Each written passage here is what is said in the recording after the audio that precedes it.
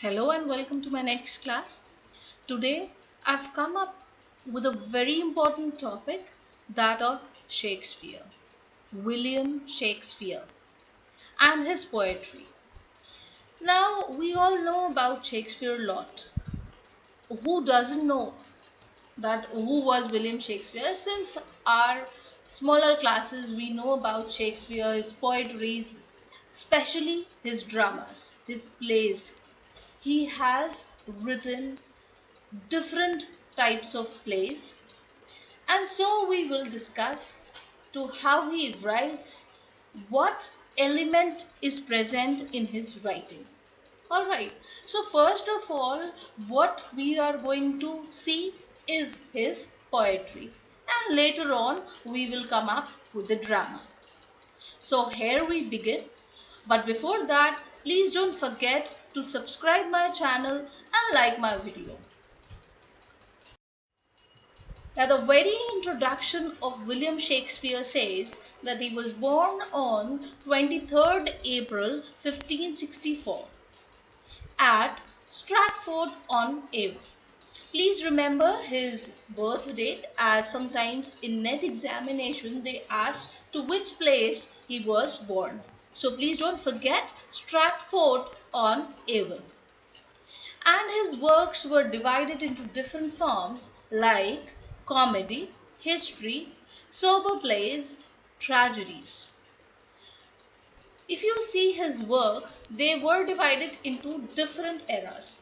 Like of comedy, he has also written the plays that is full of comedy. He has also represented some historical plays. There are sober plays, and there are tragedies that he has written. One of the tragedy that I remember is Julius Caesar, right? So we will discuss this later. Now in his work, there is an essence of love, pathos and joy in his work, if you can see. Now you must be thinking what pathos is. It appeals to the emotions of the audience. Pathos is something that appeals to the emotions of or the feelings of audience.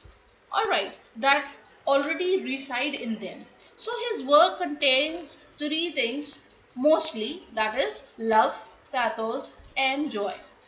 So moving on to his very first poetry, that is important for graduate people, graduate students, postgraduate students and especially for NET students. The very first work is Let Me Not to the Marriage of True Mind. Now here the title itself suggests that however dire the circumstances be, his love will never change for his beloved. Now before this, I would like to tell some introduction to this poetry. This poetry is written by William Shakespeare, and he addresses this poetry to one of his very close friend who is believed to have fallen in love with his lady love. And so he is trying to tell his feelings and to how he gives vent to his feeling and emotions, right, through his personal sonnet. This is the sonnet that we are reading, and he assures that come what may, his love for his friend will always be faithful and sincere, and it will not be lessened. Now here the title suggests what? However dire the circumstances be, but his love will never change. Dire circumstances, you all understand? However, whatever obstacle may come in between, but if it is a true love, it will never change for his beloved. Now he again mentions the very second point. If you see, he mentions true love is like a permanent sea mark, which is never shaken by storms, and they stand still strongly. When you will read this poetry, it is full of feelings, full of love. As I told you that his works contain love, pathos and joy, so we can see this, right? Now we have Here the poet expresses his desire to present a perfect epitome of friendship, and he permits no obstacle or distraction to create a drift in between the love and the unity of the two true soulmates. Now, here he is describing his feeling, his love for his beloved, right?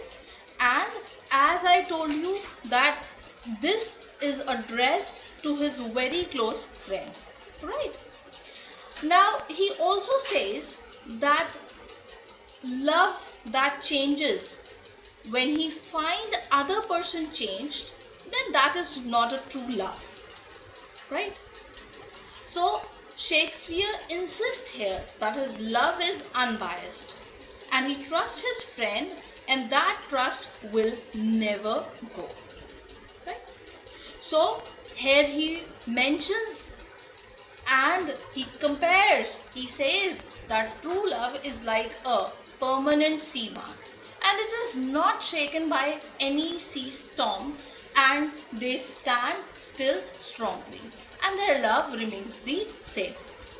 He also says that love is like that faithful North Star which always acts as a guidance for every ship at night. Now, if you see in this poem, he's comparing like permanent sea mark then with North Star.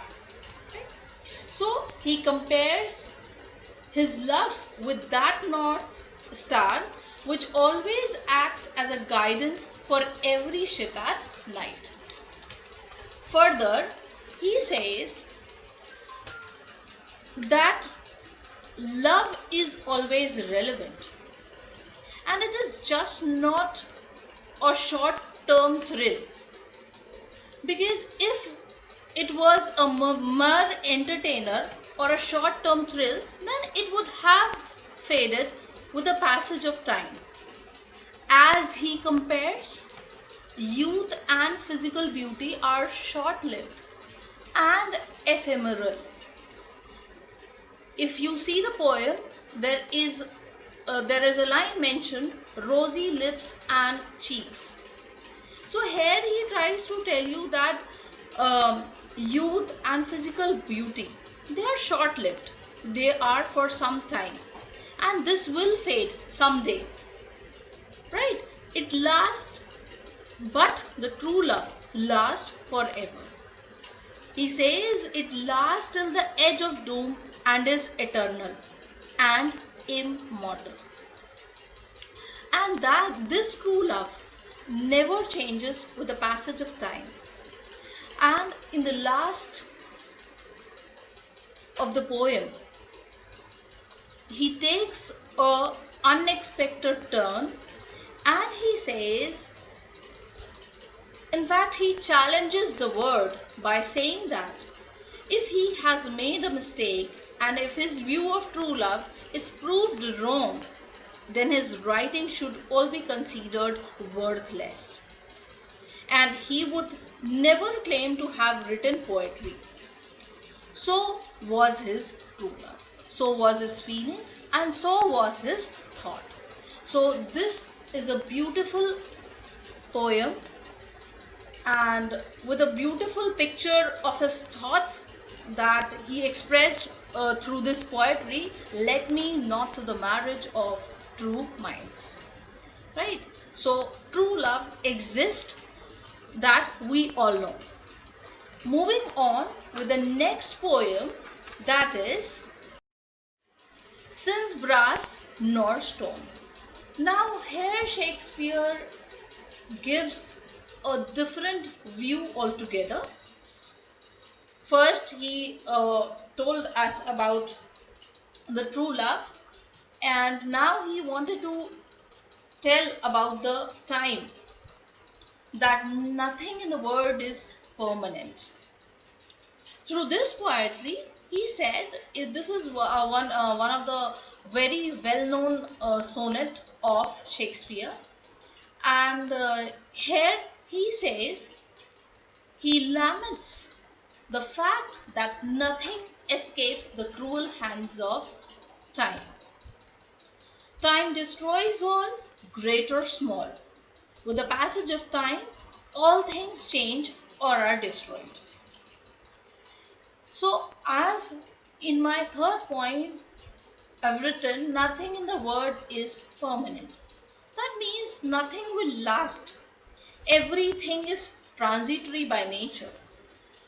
And the very thought that nothing is permanent, it makes us sad. Now, here he mentions brass and stone. An alloy like brass, after exposure for a certain period of time, loses its luster.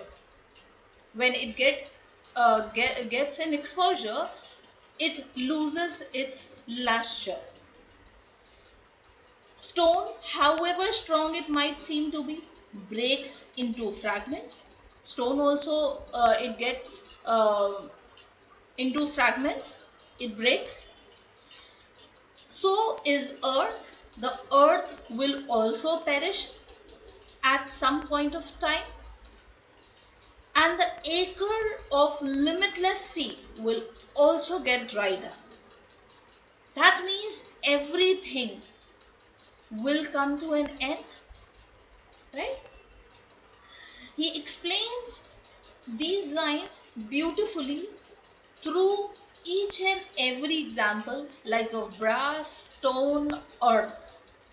He tries to tell that nothing is permanent in this world. Don't forget this. He says that the brass, the stone, the earth, and the unlimited sea all seems to be worthless when we realize that there might, this is that all these things are short-lived. Now he says, knowing the fact that every object in existence is short-lived, how can beauty hold a grudge against this destructive force? How can time let beauty can say or beauty can be proud of herself? Because beauty, or you can say youth, is something that will perish one day. It won't last forever.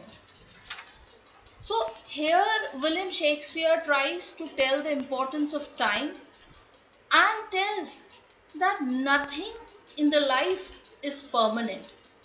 It is temporary and short-lived. Whatever it may be, the valuable stone or the youth that we are carrying today, or the beauty that we all have with us. Eyes, nose, this body in fact is not permanent, right? So we are here for a temporary time, and this life is too short-lived. He then compares this beauty. He says that a fragile and delicate flower, it cannot defend itself against time. How can we defend ourselves? We will also perish one day. Because time keeps on moving and it does not stagnate for anyone. The poet asks how the freshness of youth can defend itself against the time, as I told you, right? He says even the huge metal doors of the castle, they are also rusted with the passage of time. And the poet says that the thought that nothing will stay forever is very frightening. He questions as to where will he hide the best gift of youth and beauty that time has given him, his most valuable jewels, his loved ones, from time's chest itself. So here he tries to question that where he is going to hide his valuables. He says time is marching. Nothing or no one can stop the swift movement of time. And so the very thought of that nothing will stop saddens poet. And here finally he comes to the conclusion that no one in the world is powerful enough to control the passage of time. But Shakespeare believes that his thoughts are valuable, and so is the black ink. Thus he hopes to immortalize his young friend in his poetry. So now in the conclusion, Shakespeare says, and he takes a very optimistic approach by the end of the poem, and he says that as long as his letters and thoughts shine in black ink, his love cannot be marred with time. That is, as long as his poem lives, his love for his friend will keep burning and will remain true forever. So here also he mentions his love. He says everything can perish, but